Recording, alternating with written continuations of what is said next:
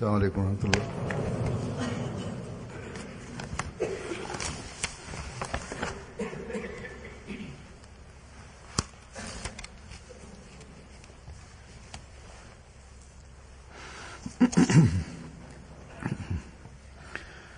أشهد أن لا إله إلا الله وحده لا شريك له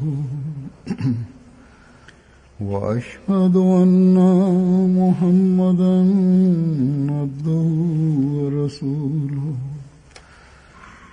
أما بعد فأعوذ بالله من الشيطان الرجيم بسم الله الرحمن الرحيم الحمد لله رب العالمين الرحمن الرحيم مالك يوم الدين إياك نعبد وإياك نستعين اهدنا الصراط المستقيم صراط الذين أنعمت عليهم غير المغضوب عليهم ولا الضالين.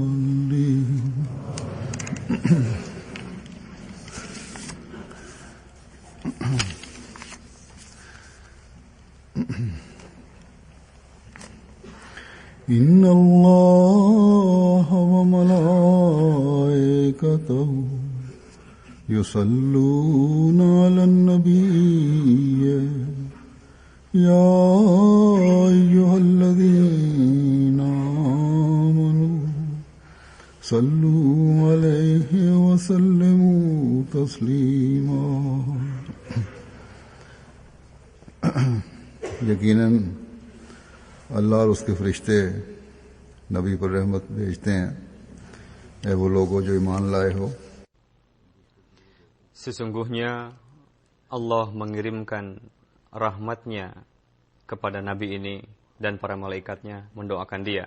Hai orang-orang mukmin, kamu pun harus mengirimkan salawat atas dia, Nabi ini, dan sampaikanlah salam kepadanya dengan doa keselamatan. Ayat ini menjelaskan bahwa Allah Ta'ala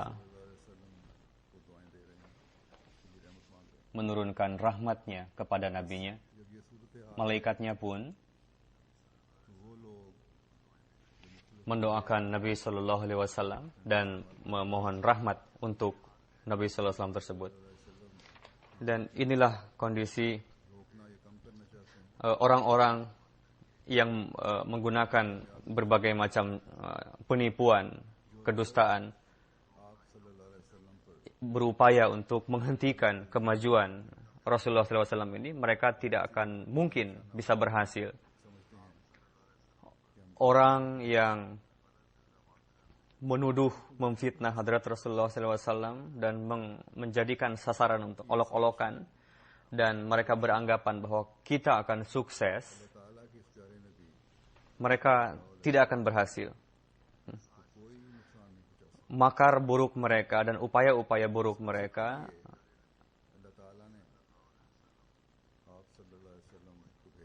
tidak akan bisa memberikan kerugian kepada Nabi Sallallahu Alaihi Wasallam.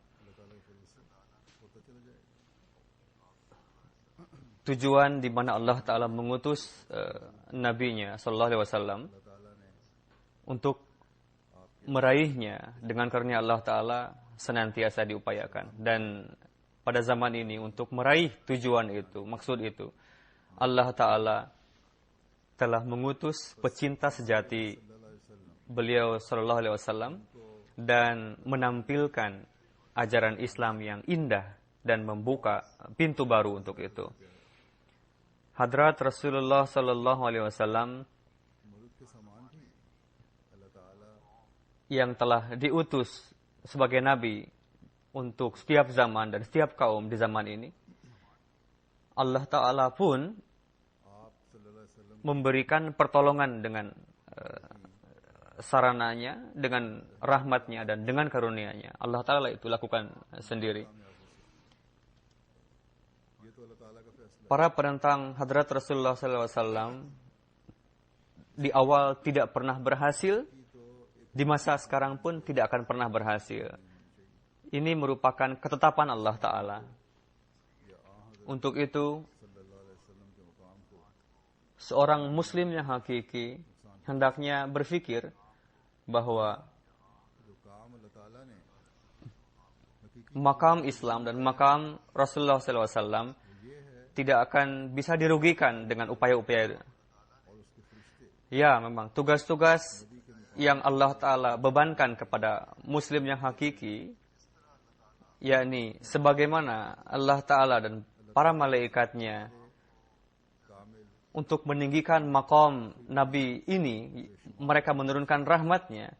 Kalian pun lakukanlah tugas-tugas kalian, tanggung jawab kalian untuk mengirim salawat kepada Nabi yang khatamun Nabiyyin ini. Ini adalah tanggung jawab setiap muslim yang hakiki, yaitu tugas-tugas untuk masuk, untuk ikut serta dalam orang-orang yang memajukan ajaran Rasulullah SAW. Dan kirimkanlah salawat sebanyak-banyaknya kepada hadrat Rasulullah SAW. Pada beberapa hari yang lalu di Perancis terjadi satu peristiwa. Orang-orang yang mengatasnamakan Muslim, mereka menyerang kantor surat kabar dan membunuh beberapa orang. Berkenaan dengan itu, saya telah singgung dalam Jumat yang lalu dan saya tekankan kepada anggota jemaat untuk senantiasa membaca salawat.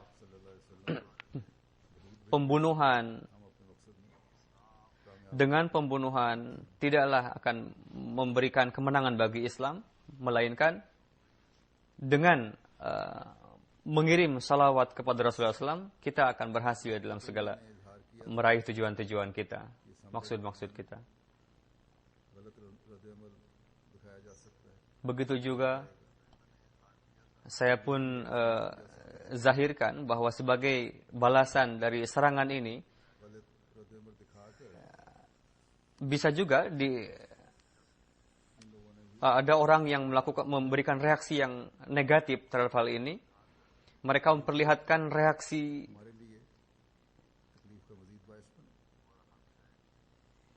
yang merugikan Islam sebetulnya. Dan bagi kita itu menyebabkan kesulitan sebetulnya. Dan bagi setiap muslim yang hakiki, memang seyogianya itu memberikan kerugian, kesulitan. Apa keuntungan dari terorisme itu? 2-3 tahun yang lalu mereka pernah melakukan hal yang sama, yaitu para pekerja surat kabar itu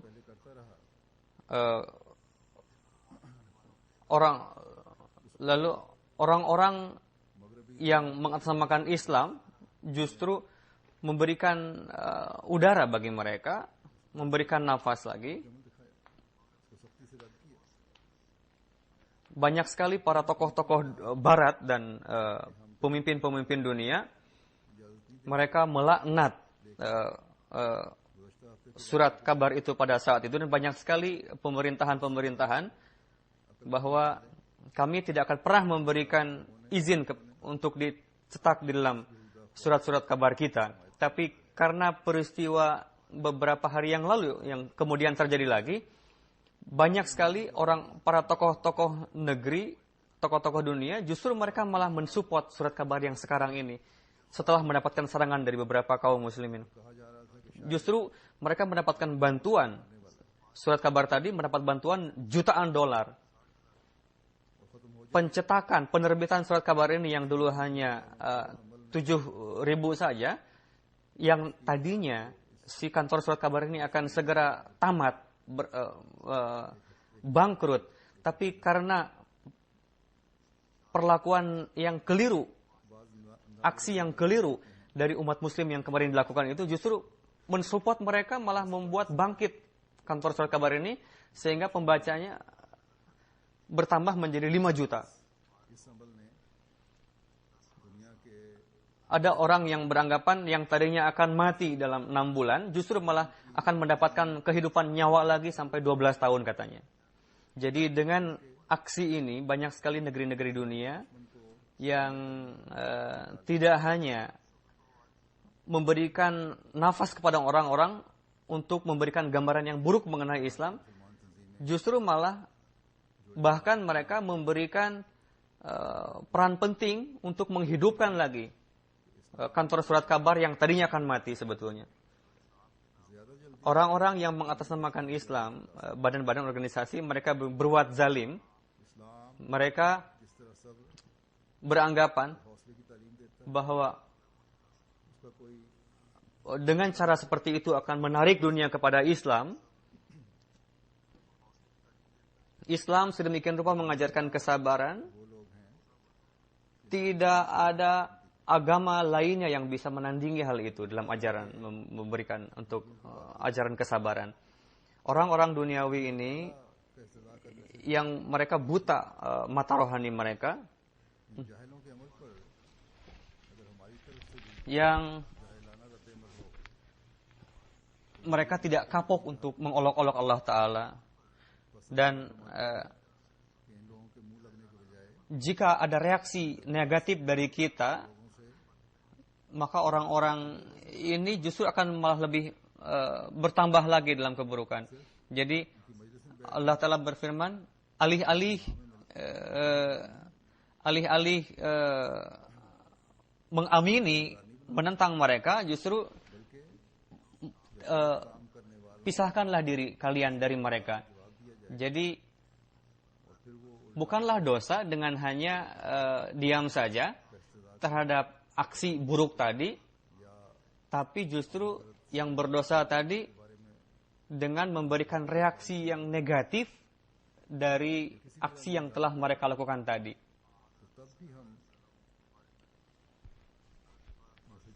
Dengan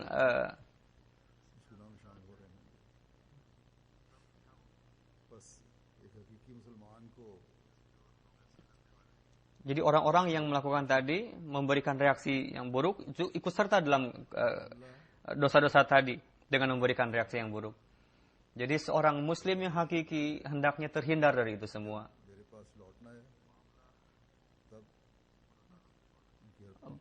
Lepaskanlah perkara ini kepada Allah Ta'ala, serahkanlah. Allah Ta'ala berfirman, ketika ingin kembali kepadaku,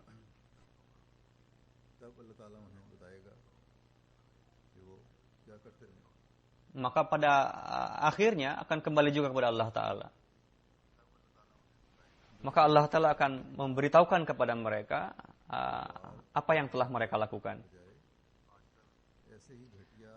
Pada masa ini, para penentang dalam menentang Islam, alih-alih mengangkat pedang, justru mereka melakukan tipuan-tipuan. Mereka berupaya untuk mengaburkan ajaran Islam dan bagaimana mereka ingin merugikan figur Hadrat Rasulullah SAW. Allah Ta'ala dengan mengatakan bahwa Allah Ta'ala dan malaikatnya menurunkan rahmat bagi Rasulullah SAW, telah memberitahukan hal yang prinsip bahwa gerakan-gerakan seperti ini tidak akan bisa merugikan maqam Rasulullah SAW sedikit pun. Tugas kalian, alih-alih terjerumus dalam kejahilan ini, alih-alih membalas dengan jawaban yang negatif, kirimkanlah salawat kepada Rasulullah SAW. Inilah tugas orang muslim yang hakiki. Bayarlah hak-hak ini.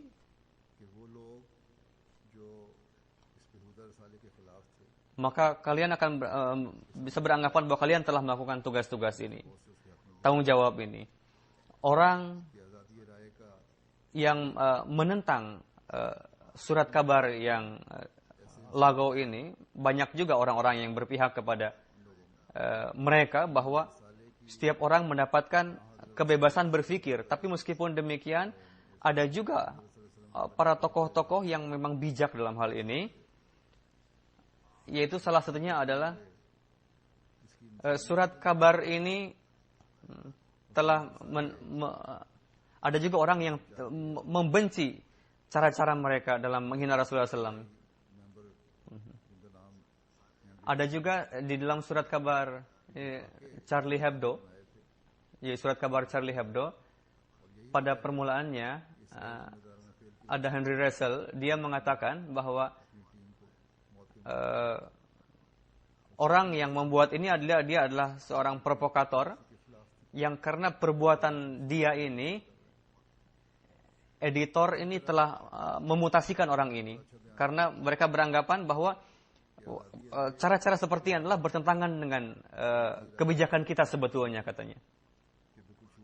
Begitu juga Paulus telah memberikan kesan yang tidak baik, memberikan tidak sependapat dengan ini, bahwa kebebasan berpikir itu pun ada batasnya, katanya. Setiap agama memiliki kehormatan dan kita perlu untuk menghormati setiap agama. Hendaknya kita tidak menyerang kehormatan setiap agama. Ada juga, misal sebagai contoh katanya, jika ada teman karibku, jika dia melaknat ibuku atau mencaci maki ibuku, maka reaksi saya akan memukul mukanya, katanya.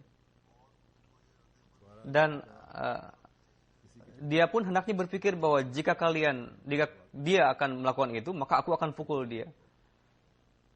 Jika memang dia menyerang kehormatan ibuku. Jadi sebetulnya memancing emosi seorang memang salah. Jadi ini pun kesalahan. Jadi Pope itu menyampaikan satu keterangan yang hakiki. Pope pun melaknat perlakuan seperti ini yang dilakukan oleh. Jadi hendaknya umat Muslim pun tidak terpancing dengan hal ini. Pada masa ini media sudah begitu menyebar di dunia ini, ya dengan menyulut saja, atau jika sangat memberikan peran di dalam memprovokasi ataupun meredam suatu permasalahan.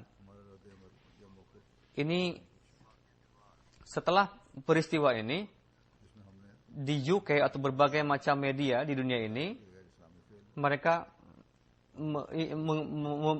meminta informasi dari jemaat apa kesan jemaat berkenaan dengan peristiwa ini. Jemaat menjawab bahwa kami pun sangat menyesali hal ini, tapi memang kebebasan berpikir pun hendaknya ada batasnya. Jika tidak, mereka akan bertanggung jawab karena mereka telah menciptakan kefasadan di dunia ini, karena mereka memprovokasi untuk terjadinya satu keburukan, kefasadan di dunia ini. Di UK juga Sky News, News 5, BBC Radio, LBC, BBC, Leeds, dan London Live, atau TV, Fox TV, CNN, Canada, Ireland, France, Amerika, dan berbagai surat kabar di Amerika.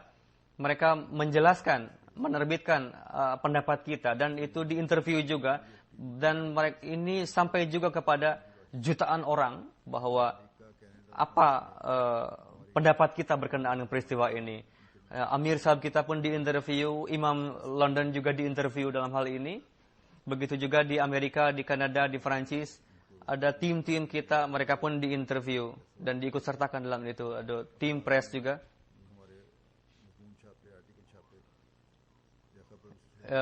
Dipanggil ke studio dan diinterview, disampaikan pertanyaan-pertanyaan.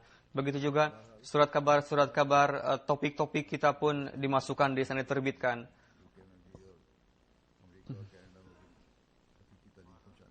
Bagaimanapun, tim-tim ini telah melaksanakan kewajiban mereka dan melakukannya dengan baik untuk menyampaikan taklim yang hakiki. Tim Kanada atas rabtah yang mereka lakukan, ada seorang jurnalis, wartawan menulis, saya akan bertanya, katanya, bahwa Jemaat Muslim Ahmadiyah merupakan firqah kecil dalam umat Islam. Tapi meskipun demikian, sedemikian rupa network mereka kuat sekali dalam media. Apa sebabnya katanya? Dan bagaimana mereka telah berupaya untuk menyampaikan pesan yang benar. Ini merupakan takdir Allah Ta'ala bahwa taklim Islam, arah yang benar taklim Islam, yaitu harus disampaikan oleh pecinta sejati Rasulullah SAW, yaitu yang dipelajari dari hadrat Rasulullah SAW. Ini merupakan tanggung jawab kita, sebagaimana yang telah saya sampaikan dalam khutbah yang lalu, bahwa di tempat masing-masing sampaikanlah pesan ini kepada dunia, terangkanlah kepada mereka bahwa reaksi yang buruk justru hanya menciptakan amalan yang buruk juga, itu kefasadan. Setelah terprovokasi, maka bergejolak. Akan membuat kondisi dunia lebih berapi lagi. Dan api tadi akan terus menyebar kemana-mana bahayanya. Yang dunia tidak bisa menampungnya saat ini. Jadi dengan reaksi yang buruk, yang keliru,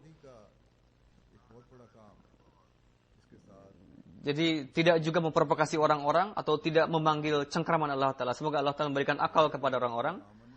Tapi tugas yang besar bagi seorang Ahmadi hendaknya berjalan pada cara-cara yang telah diajarkan Allah Ta'ala kepada kita. Ya ayyuhalladzina amanu sallu alaihi wa sallimu taslima.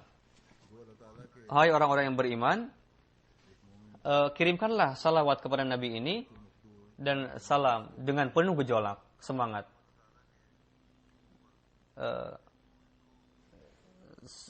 Seorang mukmin sebisa mungkin berupayalah untuk mengamalkan perintah-perintah Allah Ta'ala.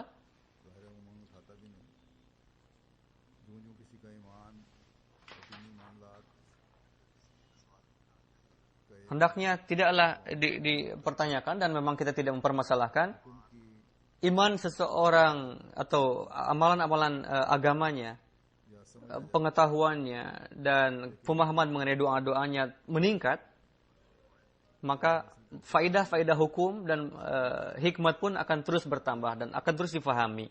Tapi belajar setelah menuntut ilmu ini merupakan bagian dari ajaran Islam yang indah. Islam pun tuntutlah ilmu dan fahamilah dengan penuh pemahaman. Untuk menjalin ikatan dengan Allah Ta'ala, hendaknya kita melangkahkan ke arahnya, kepadanya. Langkahkanlah. Bagaimanapun Allah Ta'ala telah memerintahkan kepada kita, pelajarilah, supaya hikmat segera difahami.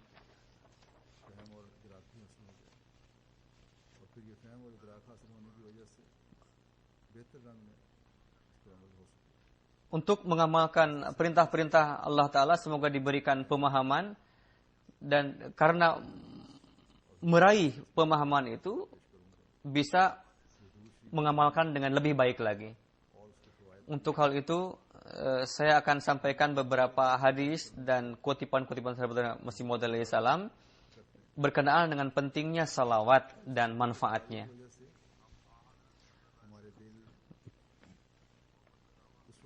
Pendakwaan, kita mendakwakan mencintai, kita mengklaim bahwa kita mencintai Rasulullah SAW, dan karena pendakwaan itu hati kita akan terluka ketika berkenaan dengan Rasulullah SAW, ketika disampaikan hal-hal yang tidak sesuai, yang tidak pantas kepada Rasulullah SAW, hati kita akan terluka. Atau corak apapun yang keliru berkenaan dengan Rasulullah SAW. Tapi penzahiran hakiki dari kecintaan ini dan faedahnya bagaimana akan bisa diraih? Berkenaan dengan itu, Abdullah bin Mas'ud meriwayatkan,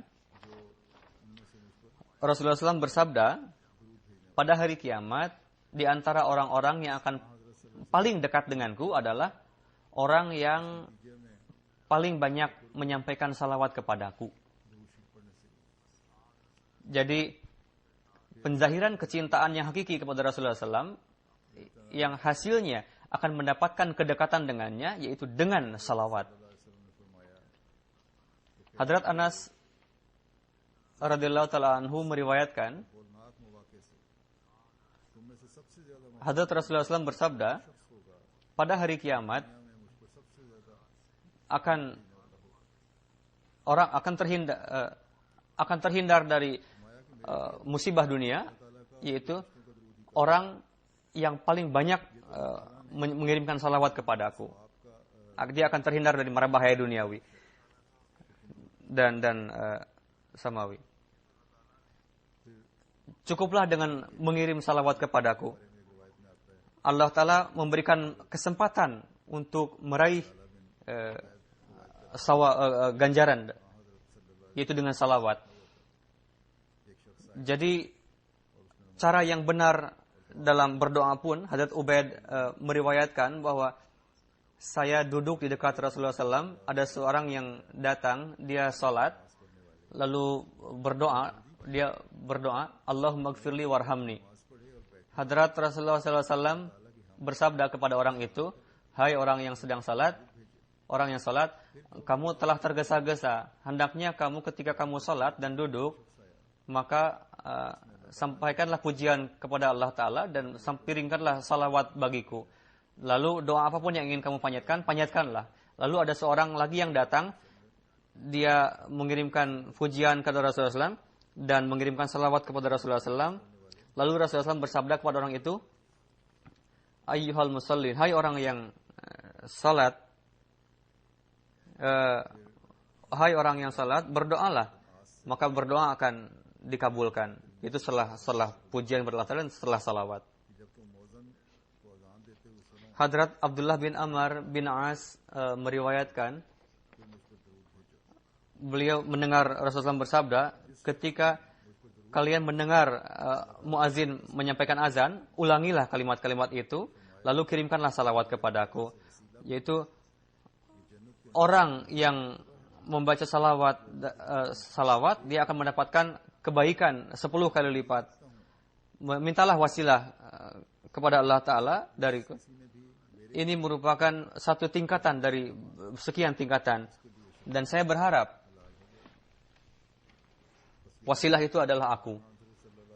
Seseorang yang meminta wasilah untukku, maka syafaat akan dihalalkan baginya. Dan salawat akan menambahkan kecintaan kepada Rasulullah SAW. Begitu juga penting untuk pengabulan doa dan pengampunan dari segala dosa-dosa. Hadrat Umar radhiyallahu ta'ala anhu bersabda, doa akan mengapung di dunia, antara dunia dan langit sebelum kalian menyampaikan salawat kepada Rasulullah SAW. Doa tadi tidak akan naik ke atas sebelum kalian menyampaikan salawat. Upaya apa yang harus dilakukan untuk dalam membaca salawat? Hadrat Masih Maud alaihi salam bersabda,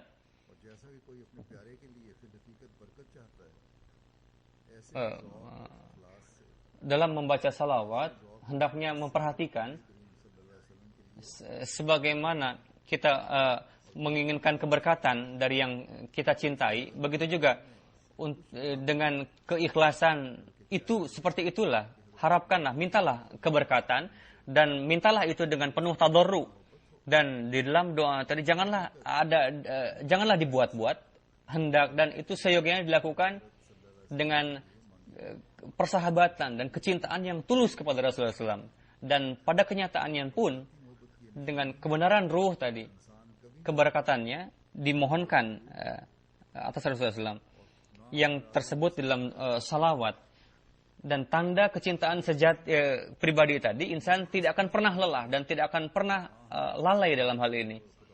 Tidak juga hawa nafsu pribadi akan mengotori kecintaan itu. Dan bacalah dengan hanya mengharapkan supaya keberkatan itu zahir bagi Rasulullah SAW. Lalu dalam menjelaskan hikmat dalam keberkatan salawat, Uzur bersabda, meskipun Rasulullah SAW tidak memerlukan doa seseorang, karena cukuplah salawat Allah dan malaikatnya, tapi ada satu rahasia yang sangat halus bahwa orang yang memiliki kecintaan pribadi kepada seseorang dan menginginkan keberkatan disebabkan karena kecintaan pribadi tadi, wujud orang itu akan menjadi bagian dari orang yang dicintai tadi. Disebabkan karena kecintaan pribadinya,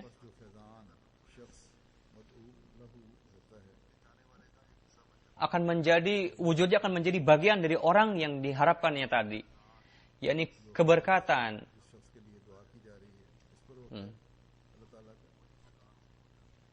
Keberkatan itu akan menjadi keberkatan dirinya juga. Keberkatan yang dimintakan untuk orang itu tadi dari Allah Ta'ala untuk Rasulullah SAW, keberkatan itu pula yang akan didapatkan oleh orang yang memohon tadi.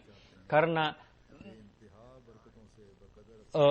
keberkatan Allah Ta'ala kepada Rasulullah SAW tidak terhingga, begitu juga orang yang memohon keberkatan pribadi akan menjadi bagian dari dirinya yang tak terhingga. Jadi hendaknya difahami bahwa gejolak pribadi tadi hendaknya terus ditimbulkan. Lalu menjelaskan penyebab menyampaikan salawat, junjungan kita, panutan kita Hadrat Muhammad Rasulullah Sallallahu Alaihi Wasallam, lihatlah bagaimana ketulusan beliau.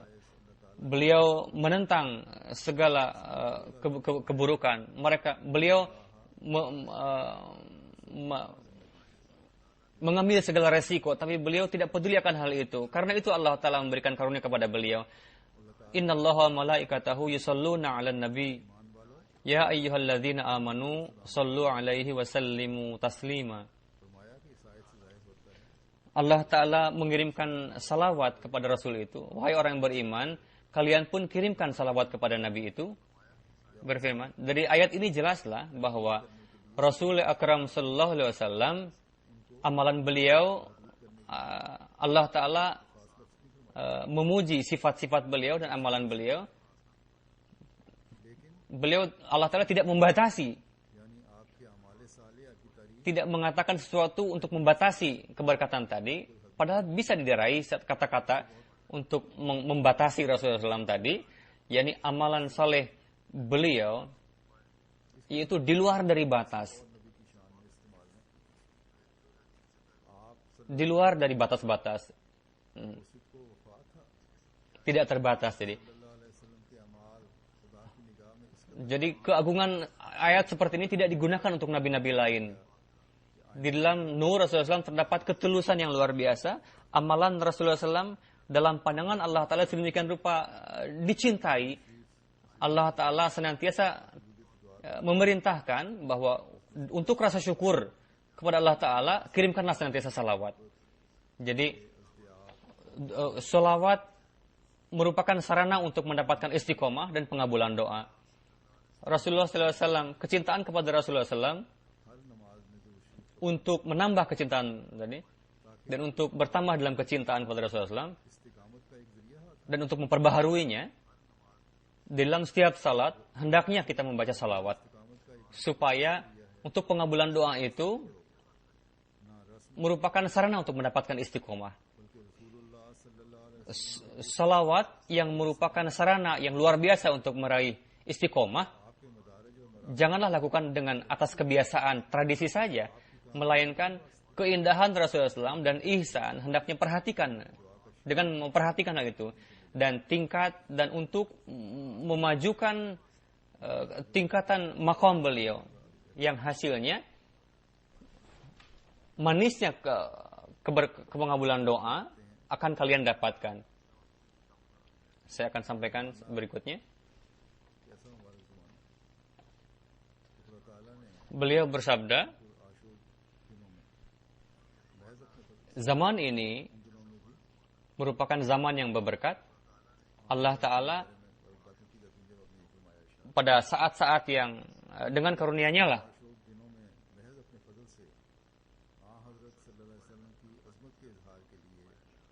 Nama Rasulullah SAW pun saat ini mereka upayakan untuk mereka mengolok-olok untuk menzahirkan kemuliaan Rasulullah SAW. Allah Ta'ala menghendaki bahwa bagaimana Allah Ta'ala menolong Islam dengan cara-cara gaib. Saya ingin bertanya kepada orang-orang yang memiliki rasa simpati bagi Islam dan mengharapkan kehormatan bagi Islam, apakah ada masa yang lebih kejam yang dihadapi oleh Islam sebelum ini kepada Rasulullah SAW? Begitu juga kepada Al-Quran Karim. Saya sangat menyesalkan kondisi umat Islam pada saat ini, dan terkadang saya menjadi tak berdaya melihat keparahan ini. Apakah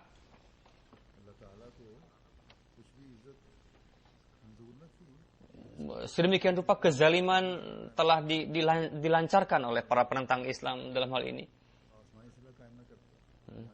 Allah Ta'ala sedemikian rupa tidak setuju dengan kezaliman itu.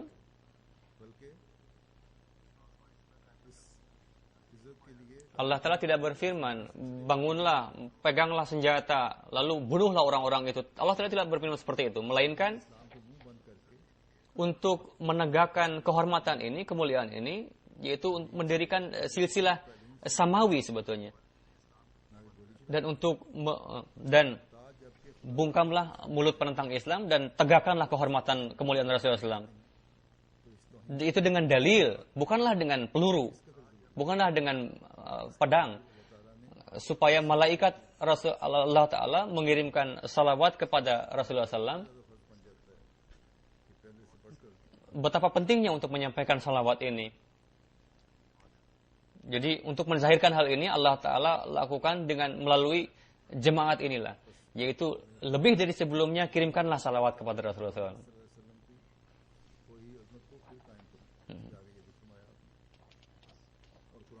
Beliau bersabda, karena itu aku diutus untuk menegakkan lagi kemuliaan Rasulullah SAW yang telah hilang tadi, yaitu, dan juga menzahirkan kebenaran Al-Quran Karim kepada dunia. Jadi bacalah salawat sebanyak-banyaknya, dan ini penting bagi setiap orang Ahmadi di sana, supaya maksud dari pengutusan Rasulullah SAW, Muhammad SAW, kita menjadi pemenuhan dari tujuan diutusan Hazrat Masih Maud Islam ke dunia ini. Kecintaan kepada Rasulullah SAW, dan kita pendakwaan cinta kepada Rasulullah SAW akan terpenuhi dalam diri kita. Tidak hanya dengan teriakan-teriakan saja, yel-yel, dengan demonstrasi seperti yang dilakukan oleh umat Islam pada umumnya. Untuk membayar kecintaan ini, mengamalkan kecintaan ini, setiap Ahmadi kirimkanlah salawat kepada Rasulullah SAW jutaan, dan dengan penuh rintihan sampaikanlah kepada Arash. Salawat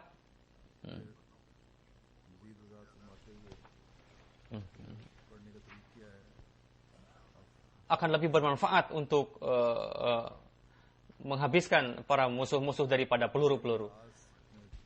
Bagaimana cara membaca salawat? Beliau bersabda, Hazrat Masih Maud bersabda, cara-cara ini memiliki derajat yang, bahwa setiap amalan jangan hendaknya bersih dari segala kekotoran adat istiadat atau kebiasaan semata, katanya. Lakukanlah ini dengan betul-betul kecintaan yang tulus dari dalam hati. Kekotoran adat kebiasaan hendaknya memancar seperti layaknya air mancur. Janganlah membaca salawat itu sebagaimana orang membaca seperti burung beo.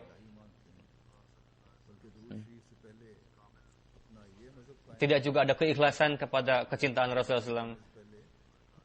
Tidak juga meminta keberkatan bagi Rasulullah SAW. Bahkan sebelum membaca salawat, hendaknya kita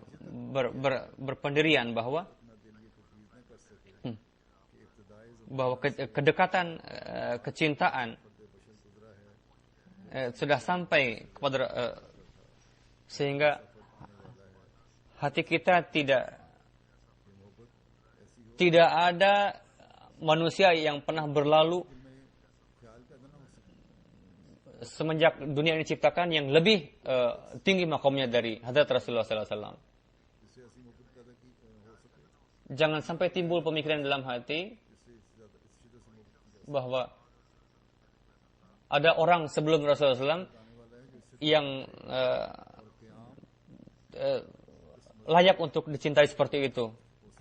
Begitu juga di masa yang akan datang setelah Rasulullah SAW. Atau tidak juga akan ada orang yang lahir setelah Rasulullah SAW yang lebih hebat lagi dari itu kecintaannya. Bagaimana orang-orang telah mereka rela untuk mendapatkan musibah-musibah demi untuk mengangkat kehormatan Rasulullah SAW. Bagaimana ini bisa timbul? Jadi musibah-musibah yang sebelumnya pernah dirasakan.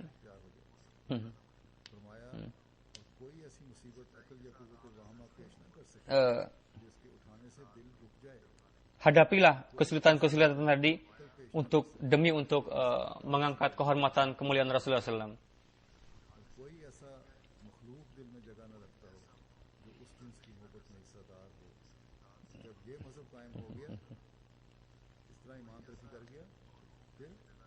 Jangan ketika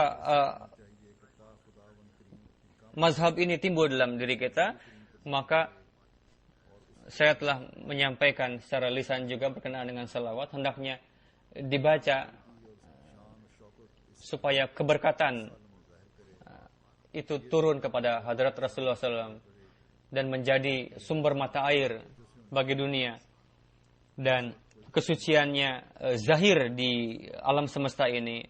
Doa ini hendaknya disampaikan kepada Allah Ta'ala dengan penuh rintihan, dengan penuh kedalaman, layaknya seperti seseorang menghadapi musibah yang begitu menyedihkan. Dan jadilah ini bagian dalam diri kita. Janganlah berpikir bahwa dengan membaca salawat ini kita akan mendapatkan ganjaran, melainkan harus murni bahwa keberkatan sempurna turun kepada Rasulullah SAW dan kegagahannya bersinar di dunia ini. Hendaknya untuk itulah tujuannya.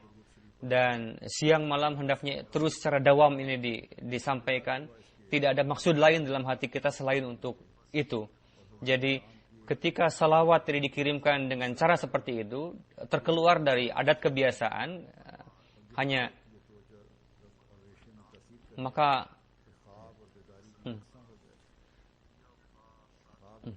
dan hendaknya sampaikanlah dengan penuh tangisan, rintihan, sehingga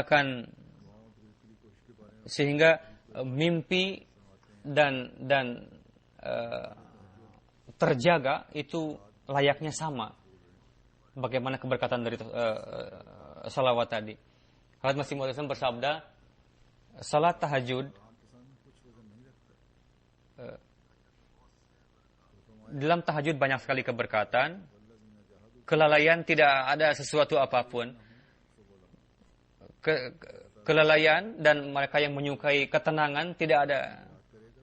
Walladzina jahadu fina lanahdiyannahum subulana. Allah Ta'ala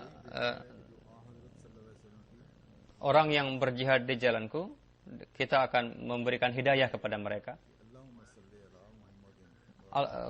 Salawat yang lebih baik, yang paling baik adalah yang keluar dari mulut berbakat Rasulullah SAW, yaitu Allahumma salli ala Muhammad wa ala ali Muhammadin kama sallaita ala Ibrahim wa ala ali Ibrahim innaka Hamidum Majid. Allahumma barik ala Muhammadin wa ala ali Muhammadin kama barakta ala Ibrahim wa ala ali Ibrahim innaka Hamidum Majid. Orang yang keluar dari seorang yang bertakwa pastilah akan memberikan keberkatan, Jadi seorang yang pemimpin dari orang bertakwa, hendaknya kita beranggapan bahwa kalimat yang keluar dari para pemimpin orang bertakwa, yaitu salawat yang keluar dari mulut Rasulullah SAW, sedemikian rupa memberikan keberkatan. Maksudnya adalah durud syarif inilah, salawat inilah yang paling berberkat, yaitu yang disampaikan oleh Rasulullah SAW. Jadi inilah wirid yang disampaikan oleh saya yang lemah juga seperti ini. Dan jangan perhitungkan jumlahnya, berapa jumlahnya. Dan bacalah senantiasa sampai kita timbul rasa rintihan begitu dan insyirah di dalam dada kita. Semoga Allah Ta'ala menciptakan ruh di dalam diri kita dan keluar dari kita sampai kepada arasy dan bisa menyirami kita dengan keberkatan itu. Dengan karunia Allah Ta'ala banyak sekali dari antara kita yang membaca salawat dan Allah Ta'ala memperlihatkan keberkatannya kepada mereka. Semoga Allah Ta'ala menambahkan jumlah orang-orang yang membaca salawat seperti itu. Amin. Yang manfaatnya secara jemaati juga akan dirasakan dan bagi jemaat juga akan dirasakan. Hadrat Muslih Ma'ud, saya sangat suka sekali cara-cara Hadrat Muslih Ma'ud yang beliau lakukan. Tapi bagaimana yang beliau lakukan, saya akan sampaikan. Yang dengan salawat ada kecintaan terhadap Rasulullah SAW dan menimbulkan corak yang baru. Dan untuk kemajuan jemaat pun ini merupakan sarana juga. Hadrat Muslih Ma'ud bersabda, ketika kita berdoa untuk orang lain, maka doa itu justru memberikan derajat yang tinggi kepada kita sendiri. Ketika kita membaca salawat, maka sebagai hasilnya, di mana derajat Rasulullah SAW pun bertambah, maka derajat kita pun akan bertambah. Dan setelah mendapatkan hadiah itu, dan dengan perantaraan wasilah beliau akan sampai kepada kita. Misalnya adalah, seperti ada sesuatu yang dimasukkan ke dalam saringan, maka akan keluar dari bawahnya. Begitu juga Rasulullah SAW, Allah Ta'ala telah menjadikan Rasulullah SAW sebagai saringan, yaitu Allah Ta'ala memberikan keberkatan sebagai bagiannya. Lalu kita pun mendapatkan bagian dari keberkatan tadi ketika kita membacakan salawat, dan Allah Ta'ala sebagai ganjarannya meninggikan derajat Rasulullah SAW. Pasti juga Allah Ta'ala memberitahukan kepada Rasulullah SAW bahwa hadiah ini adalah berasal dari seseorang, dari seorang mukmin katanya kepada Rasulullah SAW. Lalu di dalam hati Rasulullah SAW pun akan timbul gerakan untuk mendoakan kita, Rasulullah pun. Dan karena doa-doa itu kita akan mengambil bagian keberkatan tadi. Berkenaan dengan saya sendiri, saya katakan bahwa ketika saya datang kepada kuburan Masih Maud Islam dan saya berdoa, cara-cara saya adalah saya berdoa untuk Rasulullah SAW, lalu untuk Hazrat Masih Maud Islam, dan saya berdoa, ya Allah, saya tidak memiliki apapun yang bisa saya persembahkan sebagai hadiah bagi orang-orang suci ini. Apa yang saya miliki tidak akan memberikan manfaat kepada orang-orang ini. Engkau memiliki segala sesuatu, karena itu aku memohon kepada Engkau, buatlah ihsan kepada orang-orang itu, berikanlah hadiah kepada mereka di surga yang sebelumnya tidak bisa didapatkan. Maka orang-orang itu Rasulullah SAW akan mengatakan, Allah Ta'ala, dari mana hadiah ini? Allah Ta'ala, mereka pasti akan bertanya, dari mana hadiah ini? Allah Ta'ala akan menjawab bahwa hadiah ini akan datang dari si Anu, lalu orang-orang ini akan mendoakan untuk kita. Maka orang yang mendoakan pun tadi akan meningkat derajatnya. Dan ini terbukti dari Quran dan hadis bahwa ini adalah diakui dan tidak bisa diingkari bahwa doa akan sampai kepada orang-orang yang sudah mati. Fahayu bi ahsana minha, menekankan kepada kita bahwa ketika ada yang memberikan hadiah kepada kalian, maka balaslah hadiah dengan hadiah yang lebih baik. Sekurang-kurangnya berikanlah hadiah yang sama seperti hadiah yang dia berikan. Sesuai dengan ayat Quran Karim tadi, ketika kita mengirimkan doa kepada Rasulullah SAW atau mengirimkan salawat, maka Allah Ta'ala akan menyampaikan hadiah ini kepada Rasulullah SAW. Kita tidak mengetahui apa saja nikmat yang ada dalam surga, tapi Allah Ta'ala mengetahui dengan baik. Ketika kita berdoa, ya Allah, berikanlah hadiah kepada Rasulullah SAW yang sebelumnya tidak pernah didapatkan, maka sudah pasti ketika hadiah ini diberikan kepada beliau, maka akan disampaikan dari Allah Ta'ala bahwa hadiah ini dari si A. Bagaimana mungkin setelah mengetahui bahwa orang Rasulullah SAW tidak akan mendoakan kita dan tidak akan mendoakan kepada orang yang telah memberikan hadiah ini.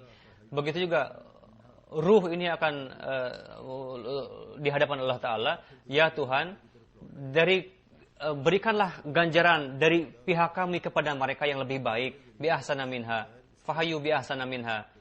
Lalu doa tadi akan dikembalikan kepada orang yang mengirimkan salawat tadi dan akan menjadi sarana untuk ketinggian derajatnya. Inilah sarana yang tanpa itu, jika ada gerakan-gerakan, kita pun bisa mengambil manfaat, begitu juga kaum kita.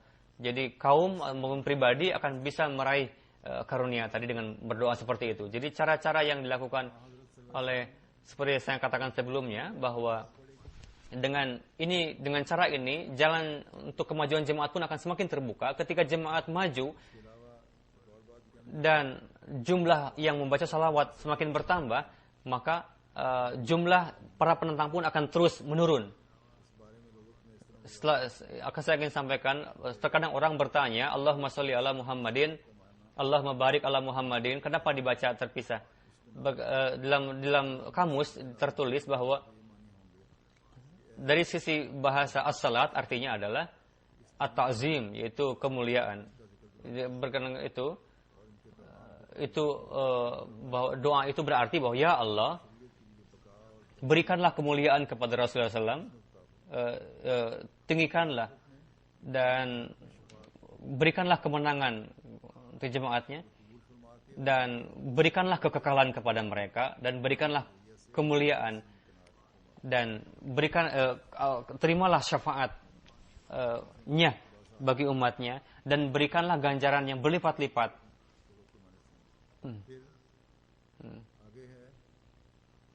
Dalam kutipan Hazrat Masih Maud alaihissalam juga dijelaskan bahwa lalu Nabi Karim berkenaan dengan salawat kepada Rasulullah SAW dalam hadis Wabarik ala Muhammadin wa ali Muhammadin juga. Artinya adalah, ya Allah, kehormatan apapun, kemuliaan apapun, dan keluarbiasaan dan kesucian yang telah ditakdirkan untuk Rasulullah SAW, tegakkanlah itu senantiasa dan anugerahkanlah kekekalan, keabadian.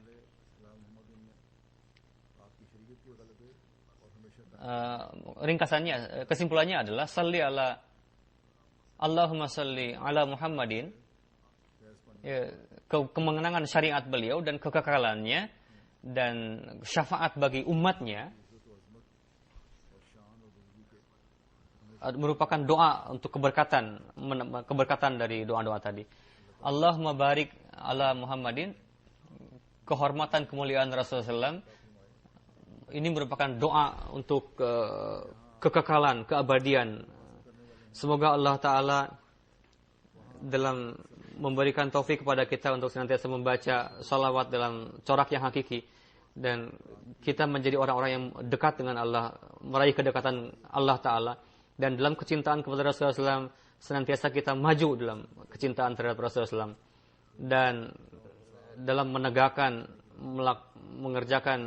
tugas untuk menyebarkan syariat Rasulullah, senantiasa kita mengambil bagian dari itu, dan sesuai dengan sabda Rasulullah SAW untuk memusnahkan, mengakhiri kefasadan di dunia ini. Semoga Allah Ta'ala memberikan taufik kepada kita. Amin.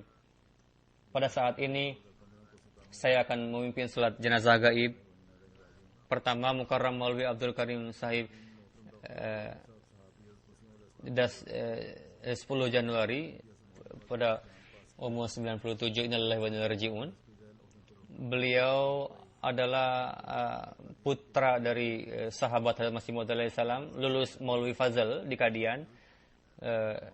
Di Kadian beliau mendapatkan beberapa posisi kedudukan, naib nazir dakwah tabligh juga, dan sebagai asisten Nazir Allah juga, Nazim Jaidat juga, beliau pernah menjabat. Qadi Silsilah juga, sebagai auditor juga, sebagai sekretaris Baishi Makbarah juga, sebagai naib sadar Ansarullah. Beliau menulis topik Dastani Darwish yang dicetak dalam Mishkat juga. Di sana beliau menulis bahwa Hadrat Mir Muhammad Ishaq Sahib yang mengajar hadis, beliau sangat mencintai saya. Beliau mengatakan, kamu pergilah ke Mesir untuk menuntut ilmu di sana. Tulislah permohonan. Saya pun menulis permohonan kepada pengurus. Saya mendapatkan jawaban, kamu tidak punya uang untuk membuat paspor, apalagi untuk pergi ke Mesir. Lalu saya sampaikan kepada Amir Sahab, saya melihat mimpi setelah 2 hari berikutnya. Maulana Syekh Ali Muhammad radhiyallahu anhu, beliau mengatakan dalam mimpi Abdul Qadir Mesir. Lalu saya katakan mimpi ini kepada beliau. Kebetulan itu adalah Perang Dunia Kedua. Jadi banyak sekali para pemuda yang dikirim ke Mesir. Lalu saya sebagai perwakilan dari jemaat ini pergi ke Mesir sebagai tentara. Lalu saya pun mendapatkan cuti mingguan di sana. Sampai di sana sebagai tentara. Lalu saya pun melewati cuti, alih-alih pergi ke India, saya pergi ke Roma. Lalu saya ada hall di sana. Orang mengatakan kepada saya bahwa dalam seminggu ada Paus Paulus datang di sini menyampaikan khutbah di sini.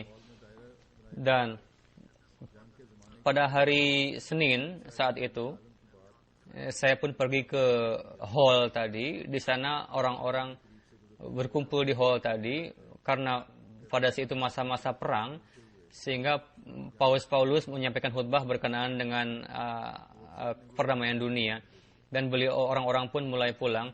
Saya pun datang menghampiri Paus Paulus dan saya menjulurkan tangan untuk bersalaman dengan Paus Paulus. Lalu Paus pun menjulurkan tangannya bersalaman dengan saya. Lalu saya memegang tangan beliau dan menyampaikan pesan Islam bahwa berkenaan dengan kedatangan Masih yang kedua, bahwa beliau telah datang dalam wujud Hazrat Mirza Ghulam Ahmad. Beliau telah mendakwakan sebagai Masih yang kedua, dan saya telah baiat kepadanya. Saya seru Tuan untuk baiat kepadanya. Saya sampaikan pesan ini kepada Paus Paulus. Beliau berbahagia telah mendapatkan pesan dari saya ini. Lalu banyak orang yang mengelilingi saya. Mereka menanyakan kepada saya, bagaimana Tuan bisa berani mengatakan seperti itu. Lalu saya sampaikan kepada Khalifatul Masih Tsani berkenaan hal ini. Lalu di dalam tarikh Ahmadiyat juga dituliskan dalam ini. Juga beliau pun menulis juga berkenaan dengan pengabulan doa. Pada tahun 79 beliau mendapatkan taufik untuk naik haji. Beliau memiliki 7 anak. Meskipun kondisi ekonomi yang sulit, beliau menyekolahkan anaknya sampai tinggi. Putra beliau di Jerman sebagai pengurus juga. Beliau lahir pada masa Darweshi. Istri beliau sudah wafat sebelumnya. Beliau tinggal sendiri. Para putri beliau memanggil beliau untuk datang ke Jerman, tapi beliau mengatakan, jangan bertanya seperti ini kepada saya. Beliau mengarungi hidup ini sendiri di Kaldian. Lalu beliau seorang musi dan dikuburkan di Baishi Makbarah. Semoga Allah Ta'ala meninggikan derajat beliau. Dan jenazah yang kedua yaitu Mukarramah Mubarakah Begum Sahibah, istri Hafiz Abadi, yang istri dari seorang darwish. Beliau wafat pada umur 83. Innalillahi wa inna ilaihi raji'un. Ayah beliau Safi Ahmad Sahib marhum Modha adalah beliau jemaat UP atas perintah Hazrat Huzur kedua, karena sulit untuk menikah di Pakistan. Lalu nikahlah di India.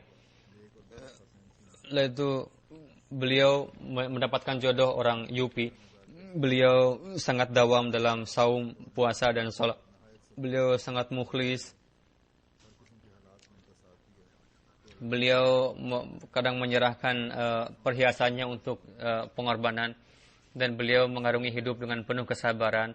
Beliau menyertai suami dengan dalam kondisi setiap kondisi. Pada masa-masa awal, masa-masa Darwis itu sangat mengerikan memang, tapi beliau menyertai suami dengan penuh kecintaan. Almarhum putra beliau Hafiz Munir Hafiz Abad Abadi, seorang wakil ala di Kadian, dan Sadar Management Committee juga Fazil Press.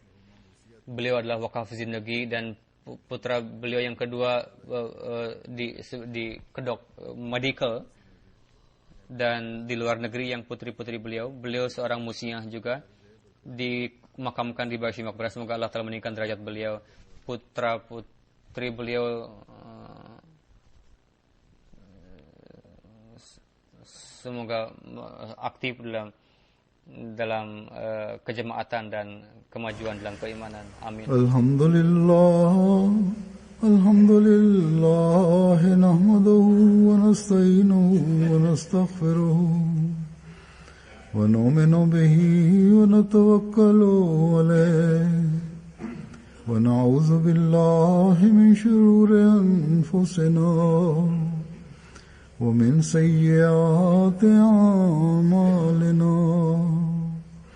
Man yahdihillahu fala mudilla lahu wa man yudlilhu fala hadiya lahu. Wa nashhadu an la ilaha illallah wa nashhadu anna Muhammadan abduhu wa rasuluhu. Ibadallah rahimakumullah. Inna Allah ya'muru bil adli wal ihsani wa ita'i dhil qurba wa yanha 'anil fahsha'i wal munkari wal baghi ya'izukum la'allakum tadhakkarun. Uzkurullaha yazkurkum wad'uhu yastajib lakum wa la dhikrullahi akbar.